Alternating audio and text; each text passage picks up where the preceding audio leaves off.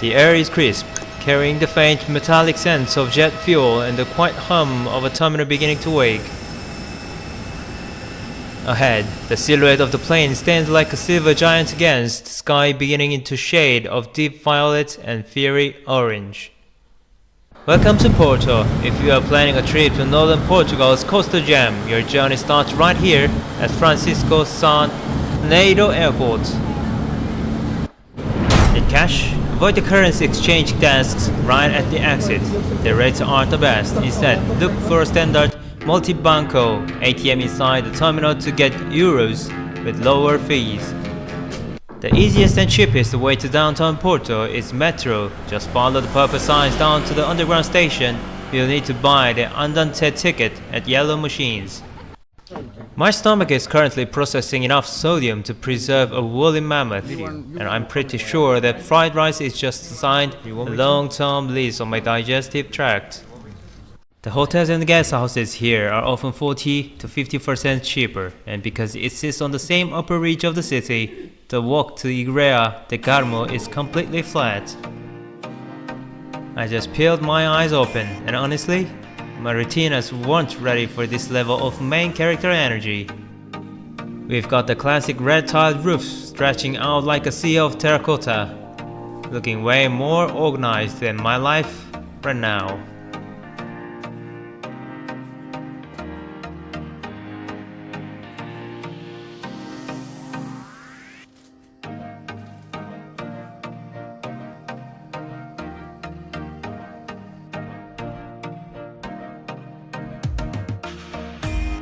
The sky is ridiculous crisp blue.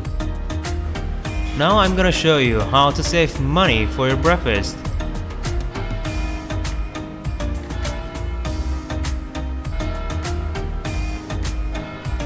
The bells are ringing. Alright, if you want the ultimate cheap Portuguese travel hack, head straight into the local Pingo Doce supermarket and look for this beauty in the produce section. This is the automatic fresh orange juice machine. In many countries, unpasteurized, freshly squeezed juice costs a fortune at a boutique cafe. Here, you make it yourself for next to nothing. It is incredibly satisfying to watch. You just grab an empty bottle from the rack. They usually have 3 sizes, small, medium, or a massive 1-liter bottle. Place it under the tap and push down. The machine instantly grabs fresh local oranges, cuts them, and squeezes them right in front of you. No added sugar, no preservatives, just pure Portuguese sunshine in a bottle. In 5 minutes, I'm going to be the most hydrated, vitamin C packed human in Porto. And the best thing to staying in the city is to get lunch with cheaper price, of course with high protein. Obrigado. Okay, thank you.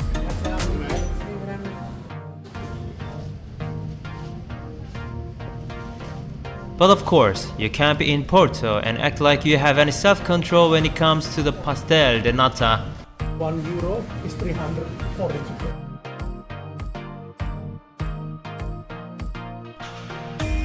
And plus, bought a sunstick for my skin to protect from ultraviolets, and yes, I chose the manly color blue. This is Sparta! But I don't want to be a walking, talking blueberry. Well, but now I am currently running on 100 pure Portuguese sugar and optimism.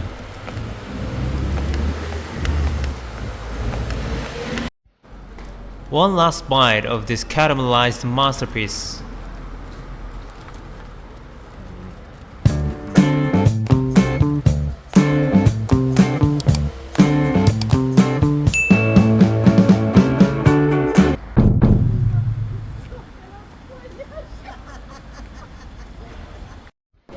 If you want to experience Porto like a true local, you need to get out of the tourist center and head north to the Bonfim neighborhood. I have officially touched down at the Jardim do Marquês, and the transformation is real. Local residents, students, and independent creators set up stalls, selling everything you can imagine. The flea market here is exactly what you want to be, a beautiful, chaotic sprawl of one-man trash being sold as this traveler's must-have. The best part? The setting. You're under these massive, shady trees in the garden. The sun is dappling through the leaves, and there's low hum of lookers arguing over the price of a rusty birdcage. It's gritty, it's authentic, and it smells faintly of old paper and fresh coffee. The fountain is the true heart of the square. You've got lookers sitting on the rim reading newspapers, those trying to figure out if they're allowed to take a dip.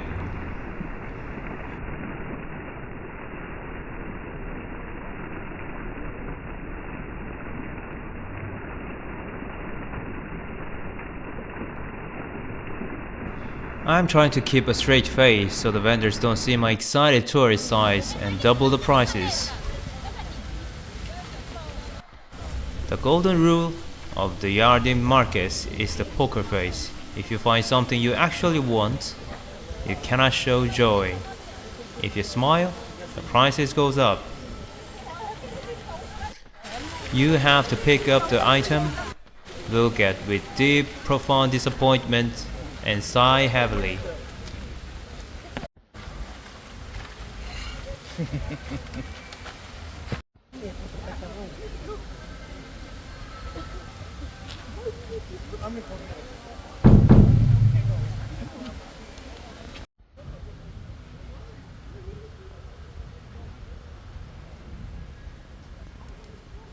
I'm looking up, and this church is absolutely massive.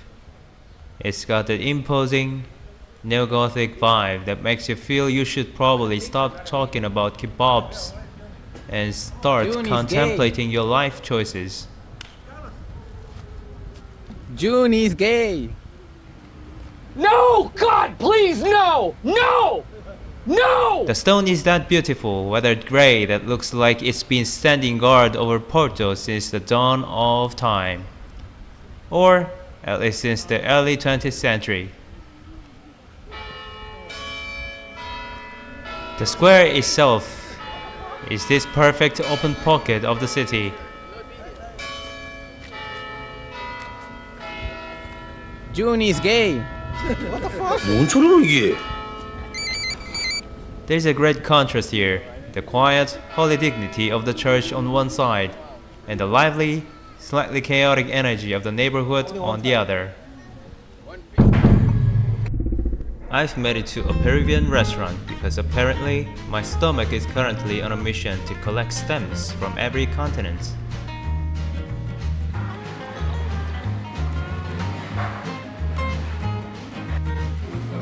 Okay, dig it.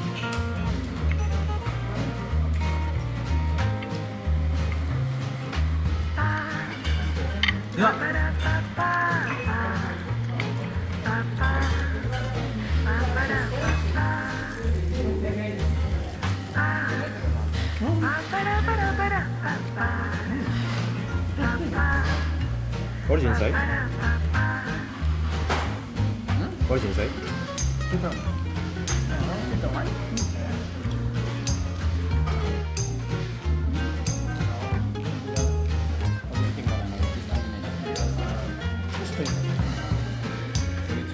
Seafood salad, and what is this fried? Buen prefecture.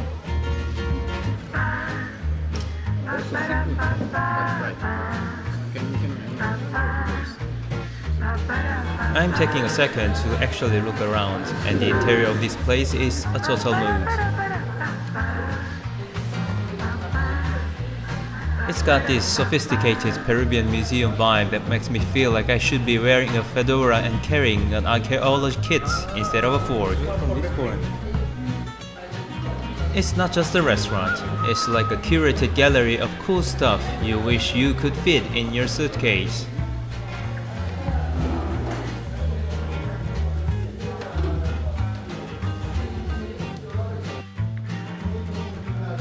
Little fluffy icons of Andes, wearing tiny colorful blankets like they're ready for a high altitude hike. This is what it is. We have reached peak hospitality. The owner just walked over and handed me this, a Peruvian bracelet. Wait, please slowly.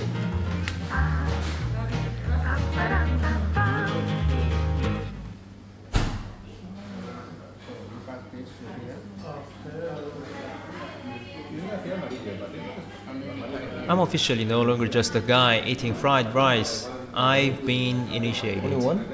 So pass one string to the ring.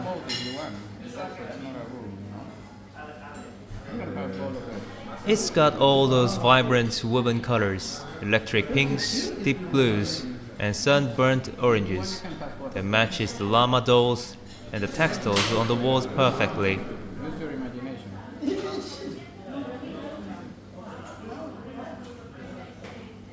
Honestly, it's the best souvenir I've gotten so far, because it didn't involve me haggling over a rusty bird cage at a flea market.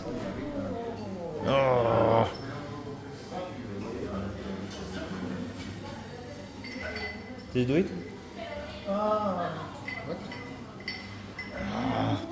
Why you struggling? You can do it outside. Come on, what the fuck? Now put your hand. It's easy with your both hands. Not easy for one hand. And then You tie it. You can tie it. You can tie it like. But how can you move that? You know, you can even pass this thing here.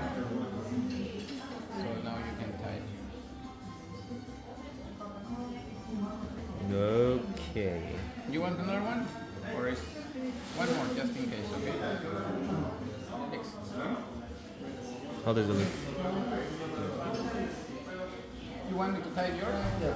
But how to remove later? Alan, look, I will do it in mine, okay? So put the two of them. Put the two of them inside. First. Yeah? You have it?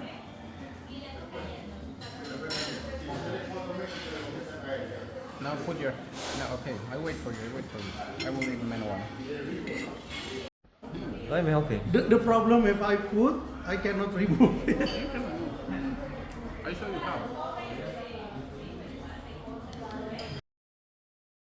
And this perfectly goes with my shorts.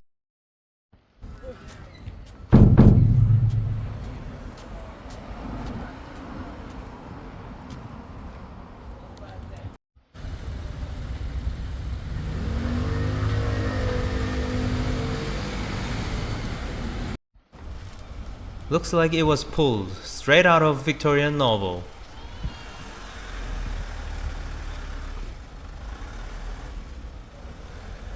All those pointy arches and delicate carvings that make the 21st century feel very far away. 99% of travelers just walk right past it, but if you peer closely, the design inside was actually heavily inspired by the famous Sainte-Chapelle in Paris.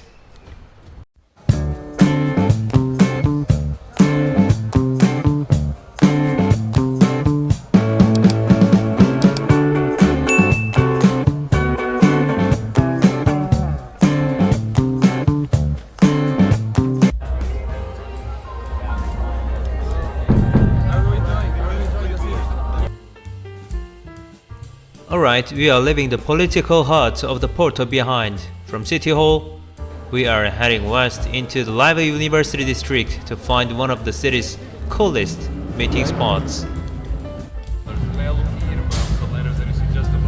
The Fonte dos Leões, or the Fountain of Lions. It's a quick 5-minute walk, but it comes with massive dose of the local pop culture history.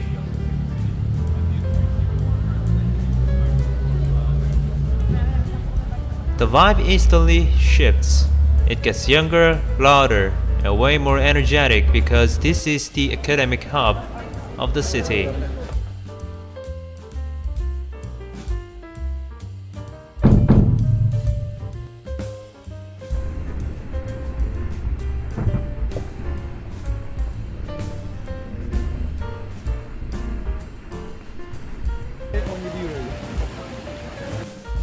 Praça de Gomes Teixeira, a popular square surrounded by historic buildings and cafes.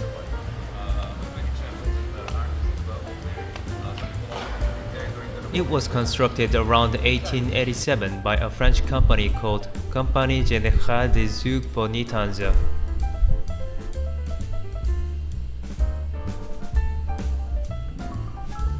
This massive bronze fountain features 4 winged lions standing guard.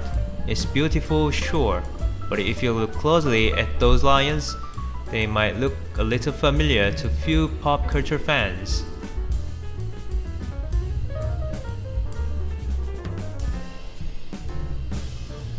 Rumor has it that when J.K. Rowling lived here in Porto in the early 90s, she spent tons of time right in this square. Local lore says these exact winged creatures inspired the crest for Gryffindor House. Gryffindor!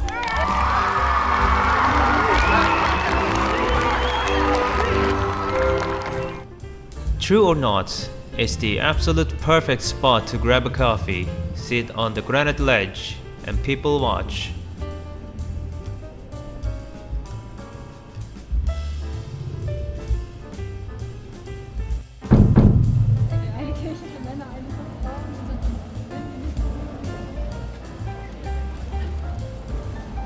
Casa Escondida.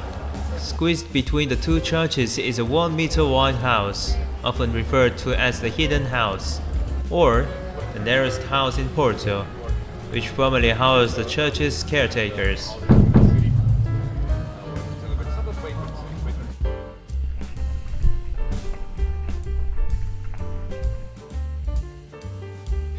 Fonte da Porto da Oliva, a historic Baroque fountain.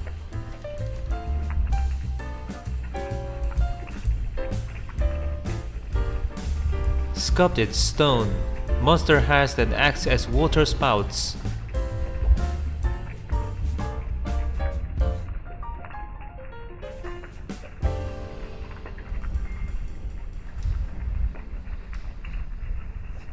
I'm walking among these hidden architecture gems, and the first thing you notice is that it feels like a private secret, tucked away from the main Porto bustle.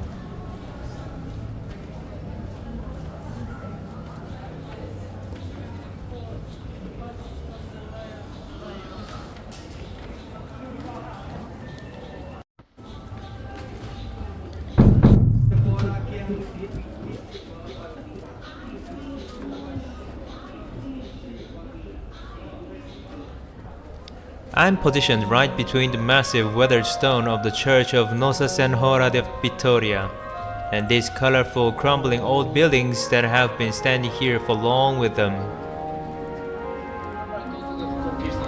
Between the gap in the buildings, those iconic red-tiled roofs are peeking through, glowing in the sun. It's that perfect travel poster shot. You've got the dark, cool shadows of the alleyway at the bottom, and then the explosion of terracotta and blue sky at the top.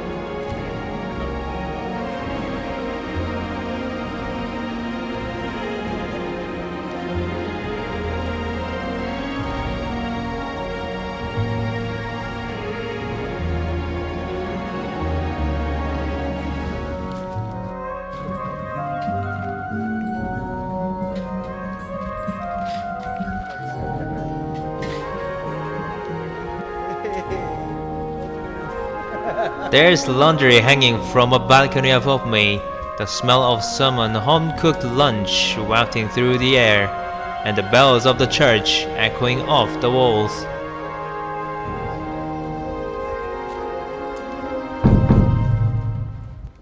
place that you might have seen in postcard. If you want to take a picture from here, you gotta go here.